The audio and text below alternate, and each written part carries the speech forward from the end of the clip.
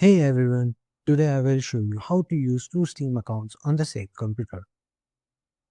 So let's get right into it. First, open your Steam application. Now, on the top right corner, click on your username. Here, click on Change Account. This option allows you to use your Steam account with another one on the same device. Now click on Continue. This will close Steam and open a new window where you can select which account you want to use. Here, just click on the plus icon and add your another account. Add your second account, and that's it. Now you can switch between accounts whenever you want by just going to the change account option. Thank you for watching and hope this guide was helpful.